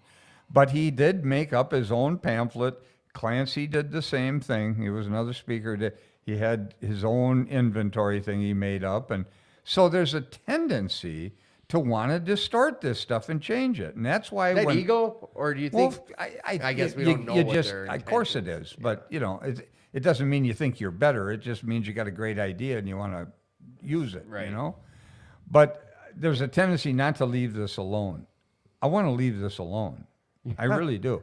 I don't need to make an improvement. I know there's When a you tendency. can go off your experiences and you've shared your experience, and Jesse shared his experience once doing it word by word out of this book, you're hearing two people's experiences, how they have worked thoroughly.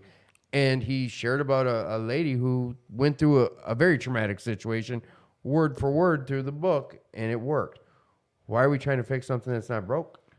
Well, Or improve something that's if, not... If you couldn't see this, remember he said he could hear stuff? If you couldn't see this, which I couldn't see it until I could see it, and then I gave it a try, and then I experienced the process of just sitting by myself and asking those questions about a particular story, resentment in my mind.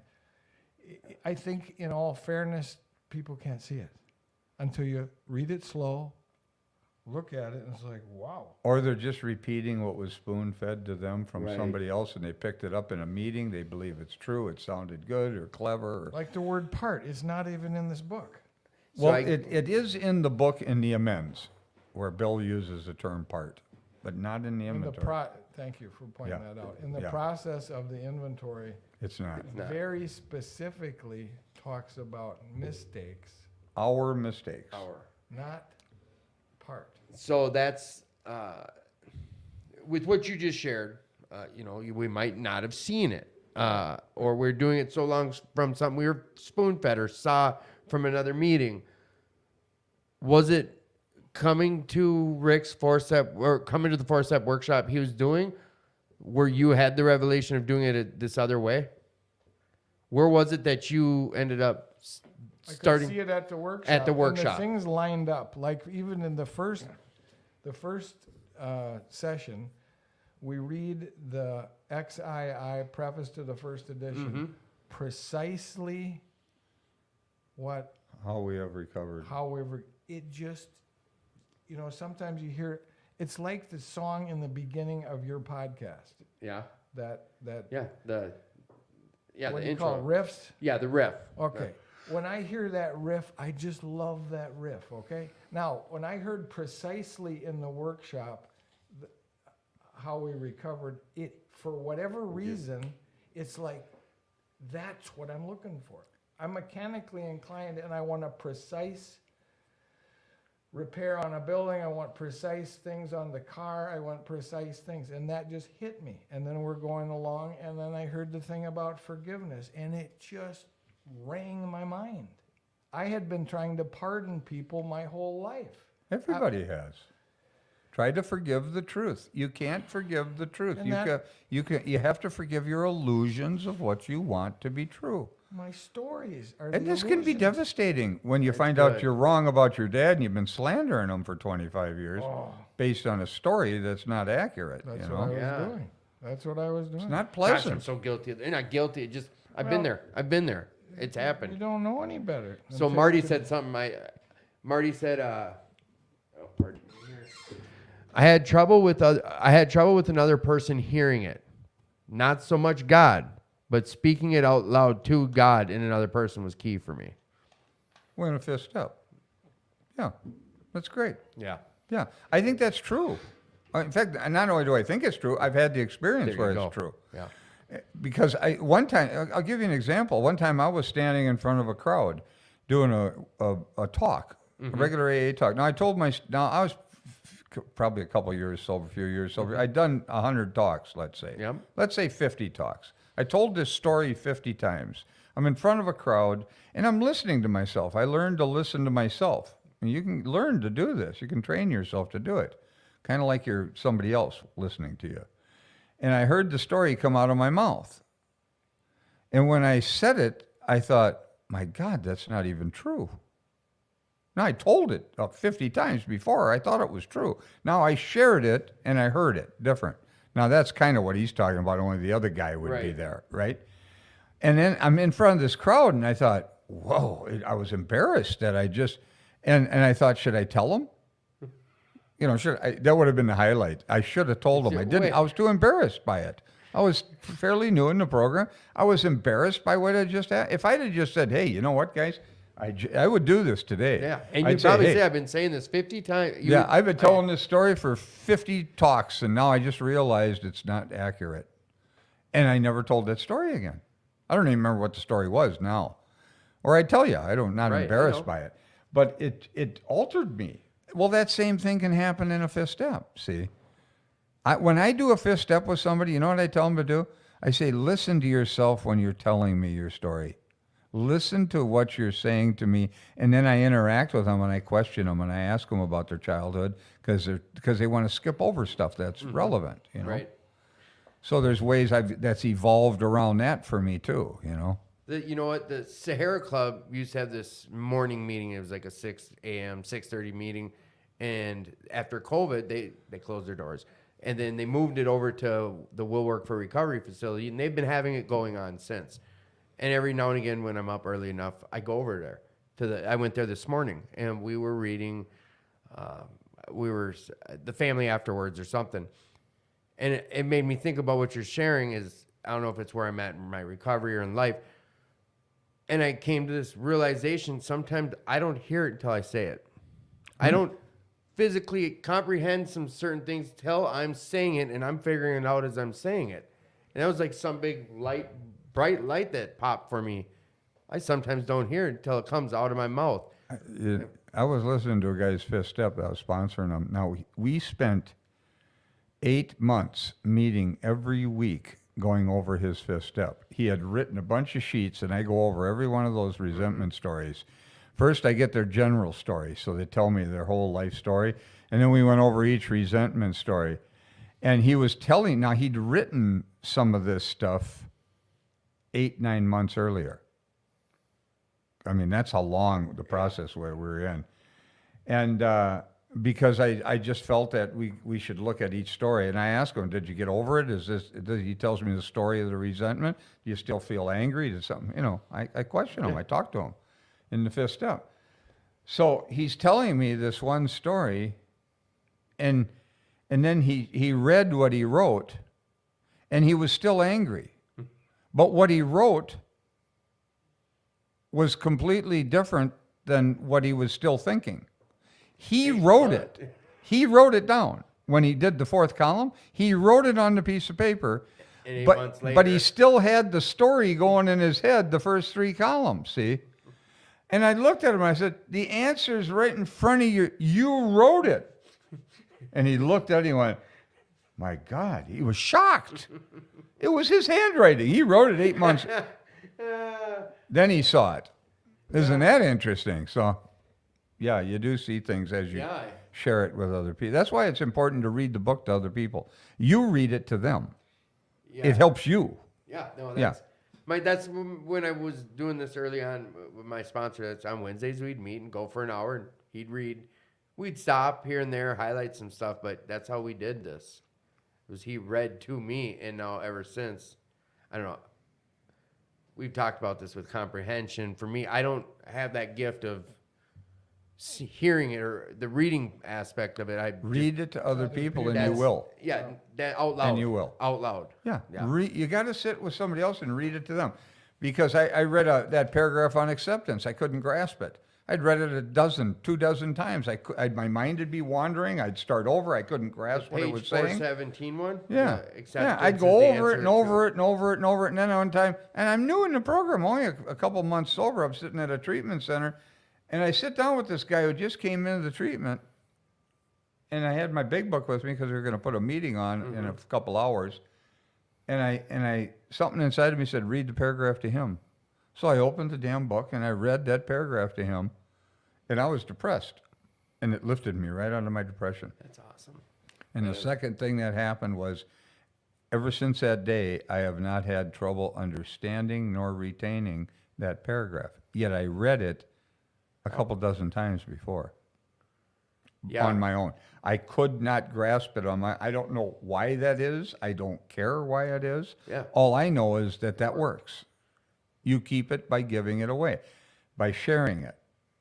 So that was a big deal, that's how you'll retain things and that's how you'll grasp them. That's how it was you. I was going to say my boss. I was about to give him the credit. It was you. When the book I got to give back to you, a man who The Man Who Tapped the man who Secrets of the tapped. Universe. Yes, I started reading that, and I found myself all of a sudden I'm noticing I'm reading it out loud. Yeah. About 15, 20 pages in. I don't know if psychologically because it was smaller or what, or it was that good of a read. I know I didn't start reading it out loud, but all of a sudden 20, 30 pages in, I'm reading it out loud and loving it. And I dove right in, and that's not my typical, when I read, I just, like I said, I don't read much. And it's for that reason. I end up rereading a page 7, 8, 9 times to comprehend it. Reading it out loud, and you're the one who said, yeah, read it out loud. Read things out loud. Get somebody else there so you can talk to them about it too, Yeah. while you're reading it. That really helps. So if we got a little bit of time, Yeah, it's your guys' show. We got the time you want. let's look at the fears. It's about 9.5 right now. Because the fears, we're at the bottom of page 67, where it says, notice that the word fear is bracketed alongside the difficulties with Mr. Brown, Yep. Mrs. Jones, the employer, and the wife. If you look back on page 65, the third column, the affects my column, fear is bracketed alongside these various difficulties. The reason that is because the reason he's angry is because he's afraid of losing something. Okay. So fear is bracketed. The fear is what's driving the anger. Okay? All right.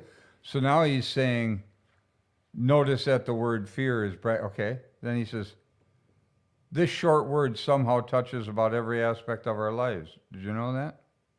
Read that again. That this short word somehow touches about every aspect of our lives? Mm-hmm. Do you know Word. that? I didn't realize that I was fearful. Conditioned in society as a man or a young man, you just didn't show fear. Even if you were, you didn't show it. You didn't tell people you were afraid, or you'd rephrase it into something else. I knew I was angry. I just didn't know that fear was driving the anger. This program gave me that. Yeah, you can't be angry without being fearful. Any anger, there's a fear at the root of it. Every one. You might not believe that, but you examine it, you'll see it. You can't be angry without being fearful. You can be fearful without being angry. But you can't be angry without being fearful. So he's saying this short word somehow touches about every aspect of our lives. It somehow touches every aspect of our lives. It was an evil and corroding thread. The fabric of our existence was shot through with it. Do you know that? That the fabric of your existence was shot through with fear? I didn't. I had no awareness of this. I knew I'd been fearful. I didn't really understand it, but I knew I was afraid in different situations. I think you hit it on the head.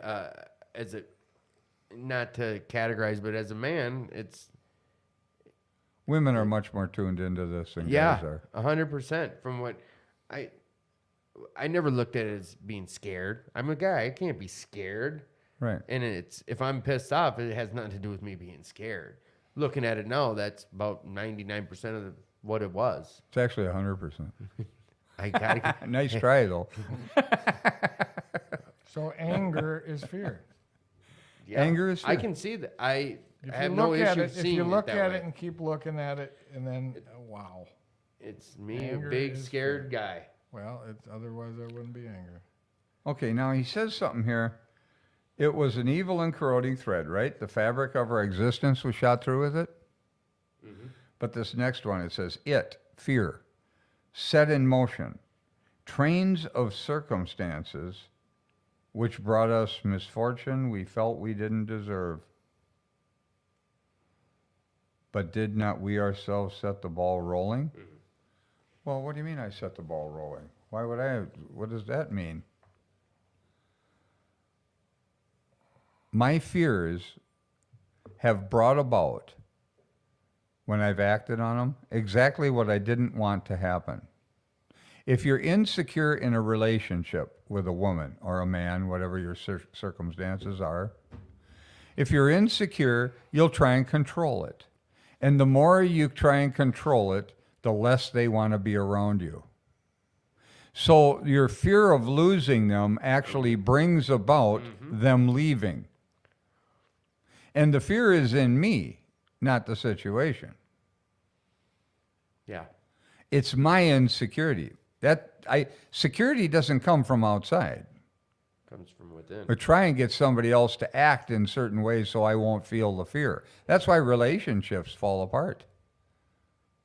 It's because of this kind of stuff, the insecurity.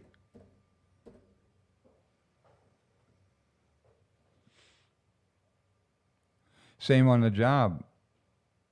Maybe you've been at a position for a while and some new guy comes on and everybody likes him and he's smart and bright and you're kind of older and you think, oh, I'm gonna lose my job to this guy.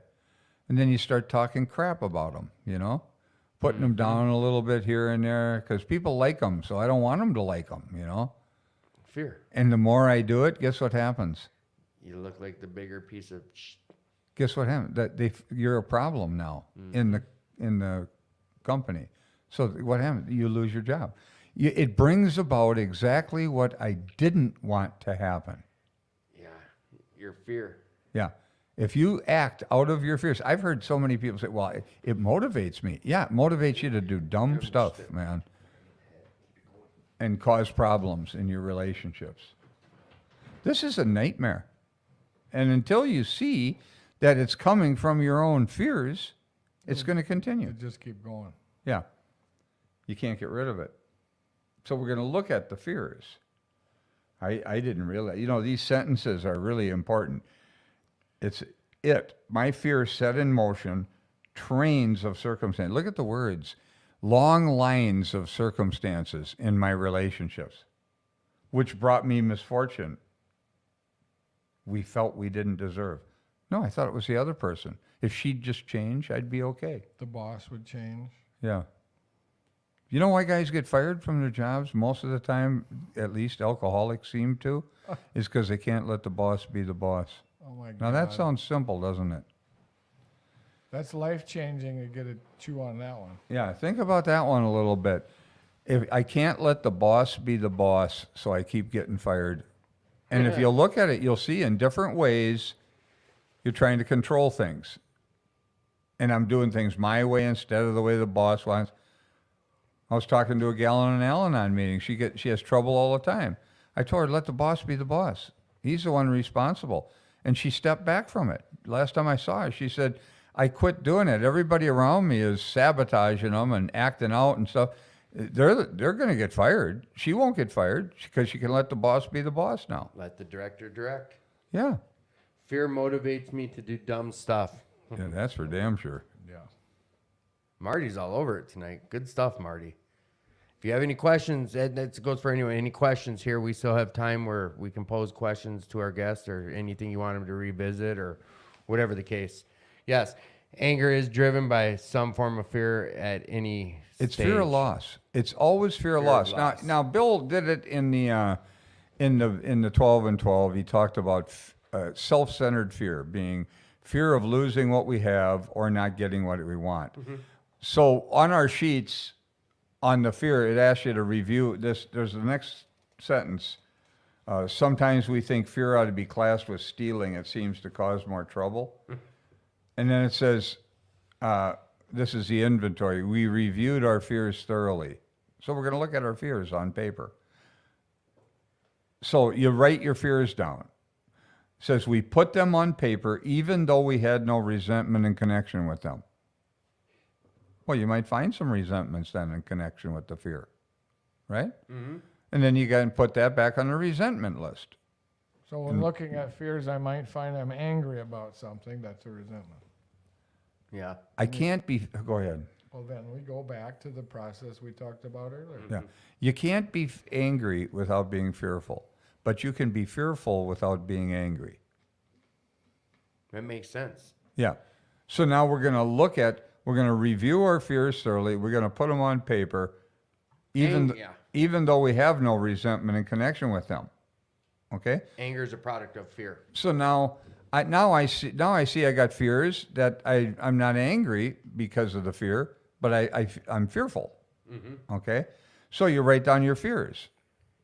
Now, many people, and I've seen this in workshops, and this is because guys are just so dull on this. It really is. They'd give you a photocopy sheet and it'd say, what am I afraid of, or something like that as a heading. And it'd say, and then they'd list things like, I'm afraid of snakes.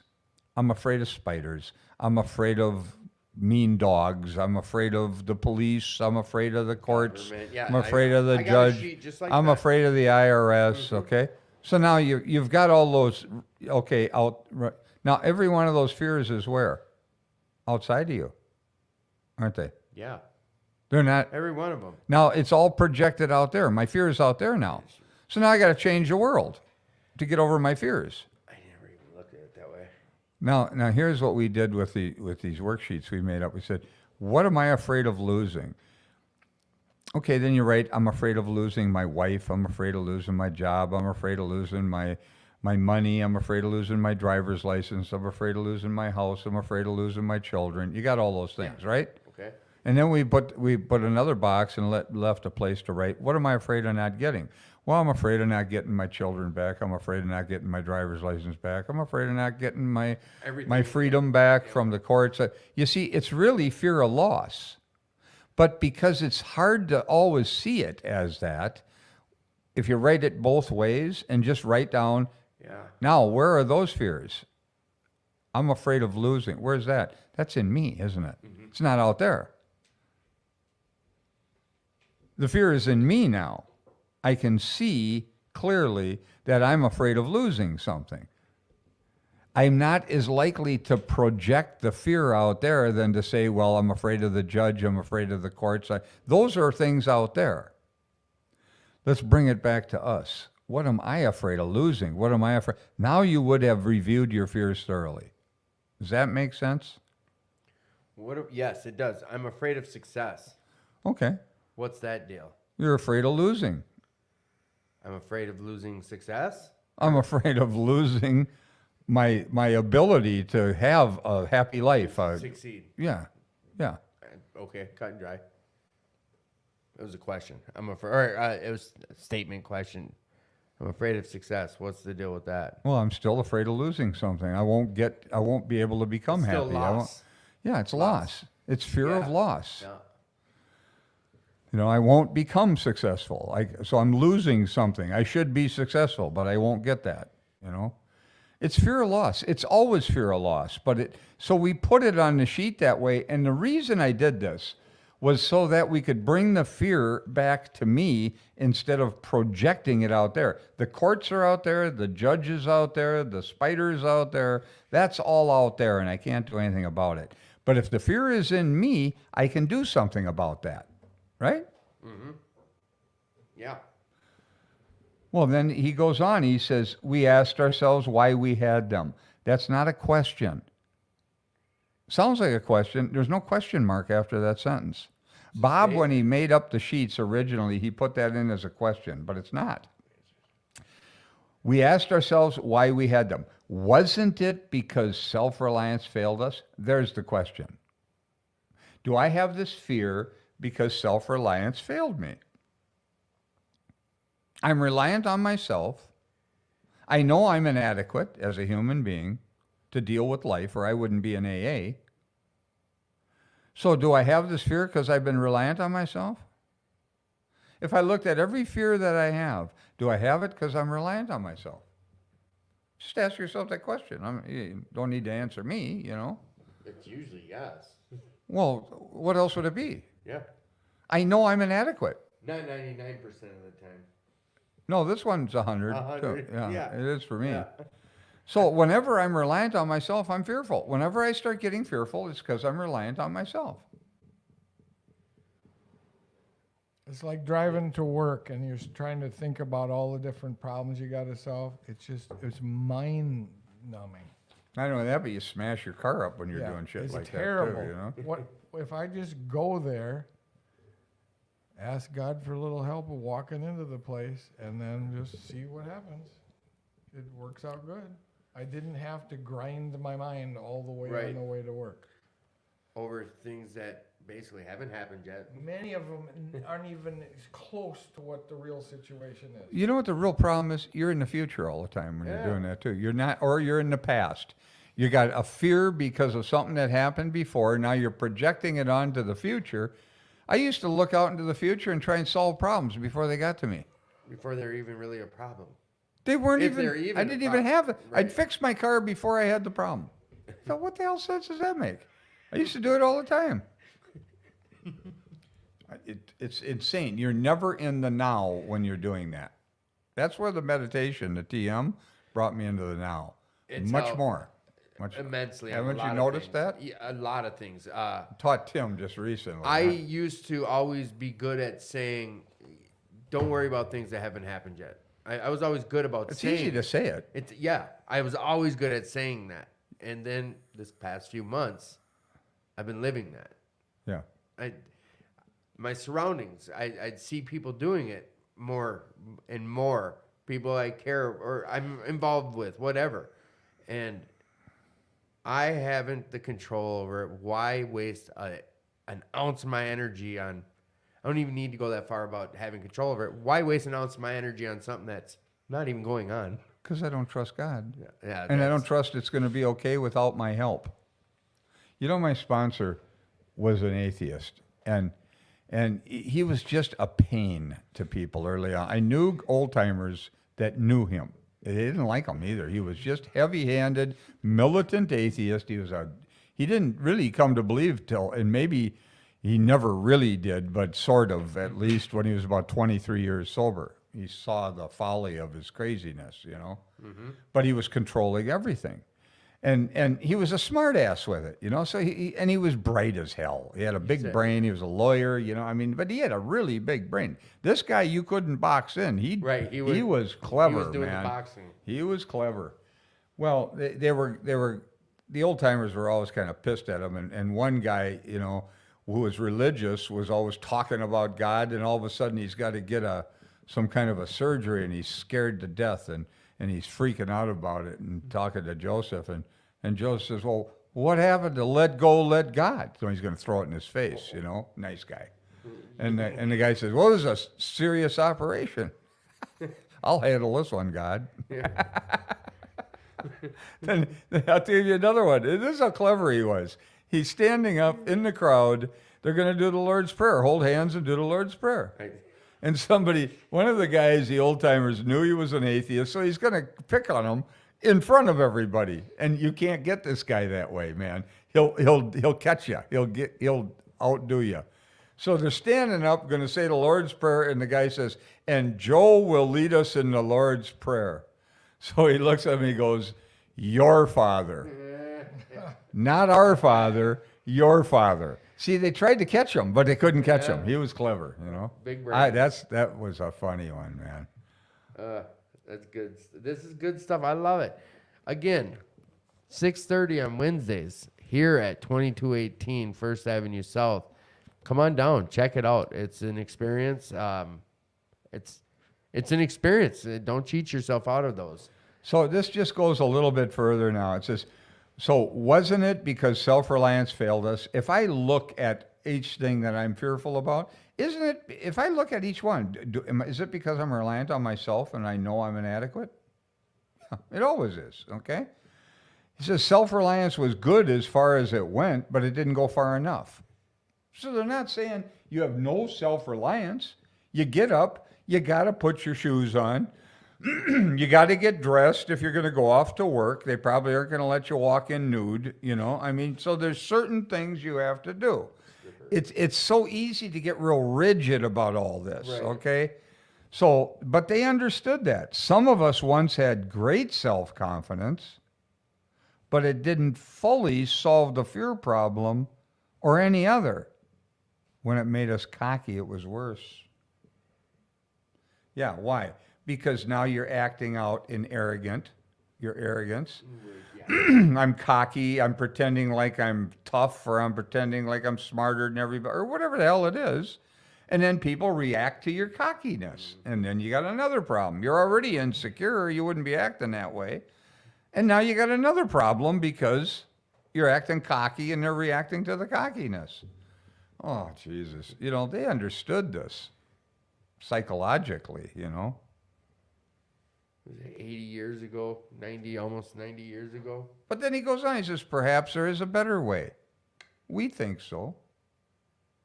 For we are now on a different basis, the basis of trusting, of relying upon God.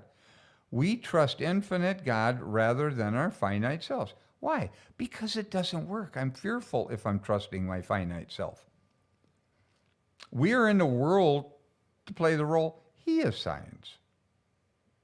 Just to the extent that we do as we think He would have us, and humbly rely on Him, does He enable us to match calamity with serenity. So how would you match calamity with serenity? Well, Bob, I used to do these workshops with, he wrote a music score for a movie. He always wanted to do a feature movie. He's got the script. He wrote the music for the movie. He's in the middle of writing it. And his son commits suicide, kills himself with his gun, his handgun. Kid went crazy, drunk, you know, lost it. Took Bob's gun. Oh, now he's in the middle of writing. He's got to finish this thing, see. And he said all he could do is sit with his face in his hands and cry over his his keyboard, you know. He thought, he's just empty. You got no creativity now. How are you going to get through this? He said, God, you got to help me with this. I got to finish this up. And he got the damn thing done. And he went to Hollywood, and they did all the premiere stuff and all that. And he was able to walk through that even in a situation like that, he was able to match calamity with serenity. Calamity. What's the definition of that word? A good. Calamity Jane, remember her? She was crazier than hell. She just everywhere she went was chaos.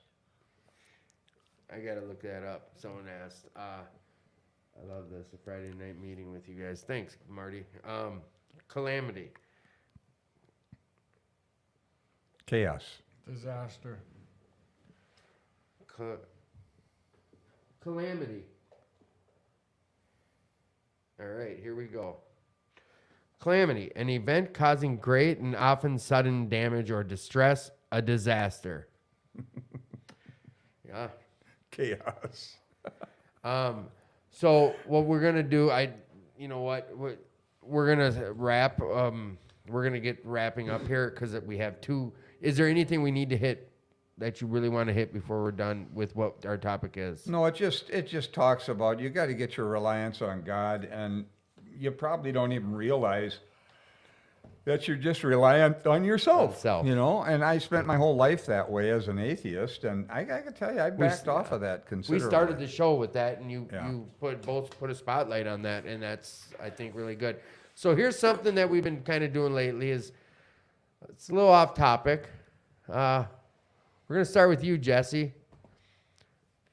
Do you think we're alone in the universe? Do you think there's such thing as UFO and aliens? What's your take? I don't know. I don't know that I've ever seen any UFOs or aliens. I've certainly seen a lot of people's videos of them. I'm dating a gal I think is a hybrid. What's your answer on that one? We need your take on it. Well- UFO and aliens. We alone in the universe. Well, I'll tell you something. I think that everything, and I picked some of the stuff. You might look up a guy named Walter Russell. That's the. And he did a book. Well, you're reading a book about him, about him. but he did a book called The Secret of Light, and he looked at space as the mind, so that everything emanates from space, all physical form, like the mind is space, and that's your mind. It's that large and all-encompassing. Okay, that was his view of it. And he said that was revealed in an out-of-body experience when he was out of his body consciousness for 39 days and nights. And he wrote a book called The Secret of Light. You might look at it. It's really I think fascinating. I did. They referenced that in that book. Yeah, of course. Okay. But anyway, if it's all in the mind, I guess anything is possible because it could emanate from our thoughts. But it's not emanating from outside of me. It's in my mind. It's like when you're looking at things subatomically. Just like you look out into the stars and the heavens and it's so big and it goes on and on and on. Well, they're looking at things subatomically and they're finding out the same thing is there's as much smaller as there is larger. Yeah, now figure that one out. I can't really fathom that, but that's what they're saying. Well, as they're looking, they're making things up. Now, they know this because when they experiment on things and they're trying to watch an experiment of some kind, they've found that them observing it is influencing the experiment. Science is finding this out. Yes. They're having a lot of problems with this because it doesn't go along with their narratives. The theories. Yeah. But anyway, so if all of that's true, if Walter Russell is right and space is the mind, I guess anything could be possible if that's my mind and I'm thinking it. Yeah. Then I just heard. But it wouldn't be outside of me. They froze two crates of water in a clear bin. Mm-hmm. Water. On the one bin, they wrote all these words like love, happiness, joy, freedom. The other one, they were F you suck, you CSer, and this and that. This one froze clear as day. And this one froze rigid and bubbles and just, it was ugly. Our bodies are made up of 80% water. This was the theory that they were talking about. I don't know. That's why these resentments and stuff have got to go. It's These negative grievances. affirmations are not, and I visualization. did a lot of affirmations in my early sobriety. Louise Hay is a woman who had some affirmations. She was very good. Louise, who is that? Louise Hay. She wrote a book called You Can Heal Your Life. It's a fascinating book. I like She's that. dead now. But she had a bunch of. I used a lot of stuff like that in my early sobriety. I- You know, Yeah, it was interesting to me that she cured little- herself of cancer, terminal cancer. Is I- is she the one who said drop all criticism? Yeah. Drop it. Drop all criticism. She worked with from AIDS your people. mind. I believe stress Yeah, is and a they killer. were getting better. I believe that people stress themselves into cancer, and well, not into cancer, but people can stress themselves to a grave. 100%. Stress is a killer. We wrestle not with flesh and blood, but against principles and powers in the air or first heaven. What you know? What, Marty? Thank you tonight. I appreciate all the words and everyone who checked in with questions and concerns for our guests. They'll be back on next month. We'll be visiting step 5. I did not get a confirmation from these boys, but I believe we'll It's have them fine. back. You can just do The that. 26th, that's the Yeah. last Friday of next month. They'll be back on. Yeah. And then that's in May 26th. And then June, we're going to do the 30th as long as we're all here. Yeah. See, we all ride motorbikes and we all enjoy our summers. So next week, we have Terry W. coming on the podcast. He's really involved with Gopher State. He's going to come on talking a lot about Gopher State. So Good. check it out. And if you're out there struggling tonight and you're not sure what to do about it, reach out. I put my number on here. Multiple people came on, and you can use this platform to network or reach out or come on down to 2218, find a meeting. If you need, seek medical professional help. But fight for yourself. You're worth it. You're worthy. You're loved. We will see you, boys and girls, next week. Come on down and check out 2218. Rick, Jesse, thank you guys as always. I really appreciate it. It's good Thanks, stuff Jim. tonight.